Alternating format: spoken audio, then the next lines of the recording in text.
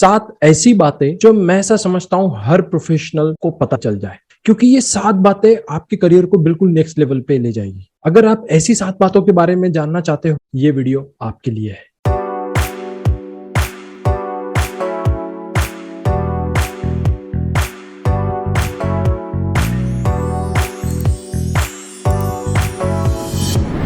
Hey friends, this is Manish Upadhyay, people performance expert, TED speaker and a corporate trainer। इस particular video में मैं आपको ऐसी 7 बातें बता रहा हूं जो काश मुझे पहले पता चल जाती, और ये बातें मैं आपसे शेयर करना चाहता हूं क्योंकि मैं चाहता हूं कि आप इस बातों को गौर कीजिए, एनालाइज कीजिए और अपने करियर को नेक्स्ट लेवल पे लेके जाइए। सबसे पहली बात फ्रेंड्स, क्या आप अपने करियर की जिम्मेदारी ले रहे हैं? हर बार बॉस को बुरा बोलना, कंपनी को भला बुरा बोलना, ये बहुत आसान है, लेकिन क्या आप जिम्मेदारी लेते हैं कि आपके करियर ग्रोथ की जिम्मेदारी आपके खुद की है?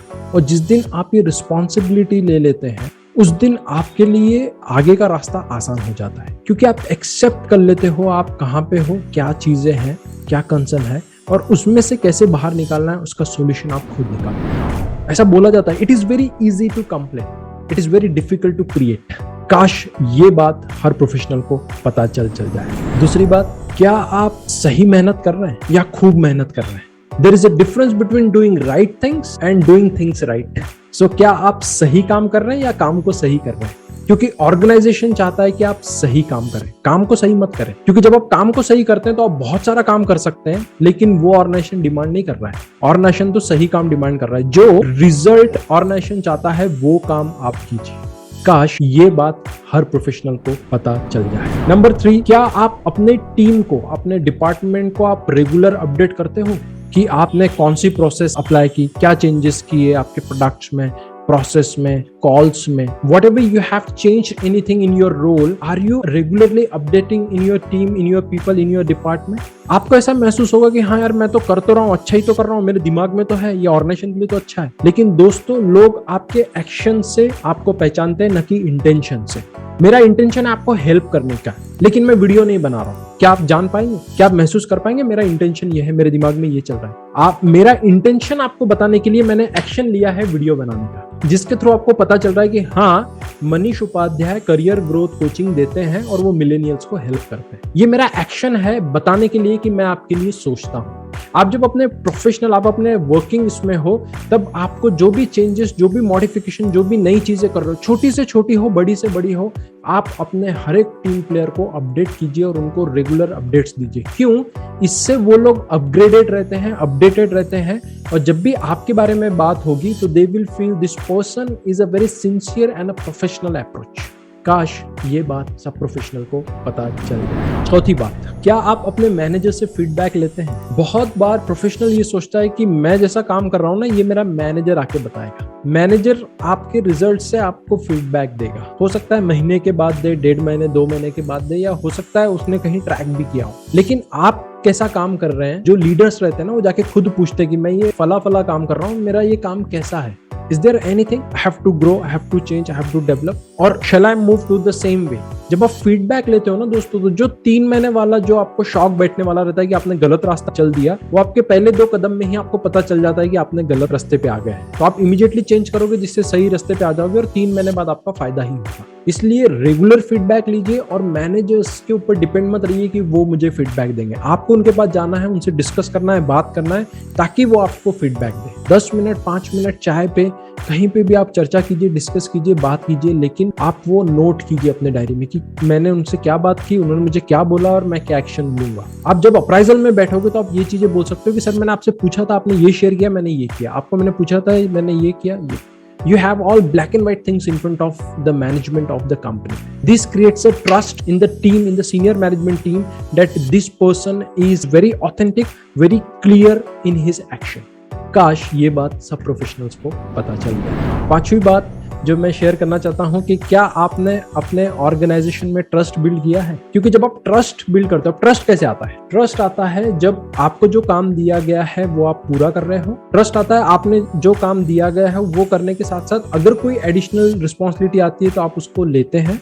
ट्रस्ट कब आता है? जब आपके पास बहुत सारा काम है लेकिन जब आपको काम मिल रहा है तो आप क्लियरली कम्युनिकेट करते हो कि आप एडिशनल काम नहीं कर सकते हो, वहां से भी ट्रस्ट बिल्ड होता है। ट्रस्ट आपके रिस्पॉन्स से भी बिल्ड होता है, आपके अपडेट से भी बिल्ड होता है। और जब आप ट्रस्ट क्रिएट करते हो तब आपका वो कंपनी में एक वैल्यू क्रिएट होती है और ये वैल्यू वो इंडस्ट्री में फेमस होती है कि हाँ, ये पर्टिकुलर पर्सन इस काम के लिए जाना जाता है। अगर आप वर्किंग है, आप सोच के देखिए, आप अपने सीनियर्स के बारे में सोचते हैं, किसी पर्सन के बारे में, हाँ इनके बारे में मैं जब सोचता हूँ तो सिस्टम का मुझे याद आता है कि वेरी सिस्टमैटिक पर्सन। इसके बारे में सोचता हूँ यार वेरी एग्रेसिव पर्सन।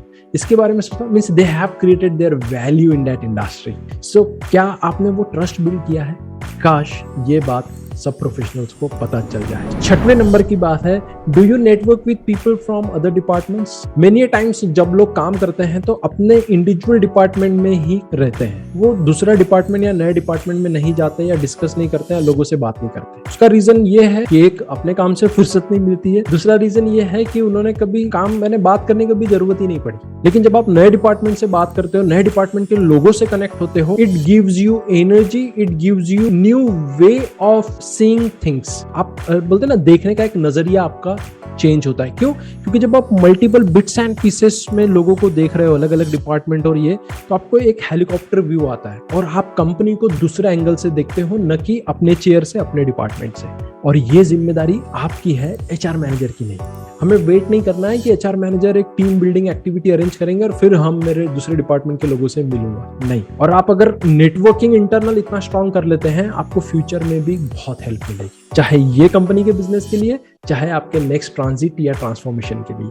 काश ये बात सब प्रोफेशनल्स को पता चल जाए। सातवीं बात, do you know what has to be delivered in your role of promotions? मैंने ऊपर सही काम की बात की थी, 7वें नंबर पे बात कर रहा हूँ। क्या आप जानते हैं कि आपके प्रमोशंस के लिए क्या चीज चाहिए? अक्सर दोस्तों, जब मैं पिक परफॉर्मेंस पे ट्रेनिंग लेता हूँ या करियर ग्रोथ कोचिंग लेता हूँ तो आगे वाला पर्सन बोलता है, सर मैं बहुत मेहनत करता हूँ और मुझे प्रमोशन नहीं मिलता है। तो मैं उनसे एक ही क्वेश्चन पूछता हूँ, क्या आपको पता है कि प्रमोशन के लिए कौन से पैरामीटर्स हैं? या आपके बॉस ने आपको बताया, आपके सीनियर ने, आपके मैनेजर ने बताया? बोलता है हाँ सर पता है, मेरे पास प्रोफाइल है। मैंने बोला प्रोफाइल नहीं, have you spoke to your manager that what things will you chase, what things will you measure, what parameters, what metrics you will check if you want to give me a promotion? So आपको पूछना पड़ेगा, clearly लिखना पड़ेगा, and then you have to discuss with the plan of action with your manager.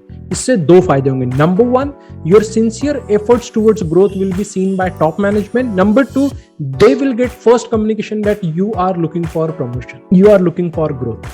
दोनों इसमें आपका ही फायदा है, क्योंकि आपको क्लियरली पाथ मिल गया है, पॉइंट्स मिल गए कहाँ ग्रो करना है और आप उस पर मेहनत करोगे, आपको पता है। एट द एंड जब आपकी मीटिंग होगी ना अप्राइजल की या ग्रोथ की, तो आप बोल सकते हो कि सर आपने 12 पॉइंट दिए थे बट आई वर्कड ऑन 10। भले ही पूरे ना हो, but if you are saying you worked on 10, this shows that this person is very professional, this person works on parameters, this person measures her performance and this person really looking forward for the long term association with their organisation. और उसके बाद आपको salary hike मिलती है, उसके बाद आपको promotion मिलता है। So this is very important thing which I feel that every professional should know.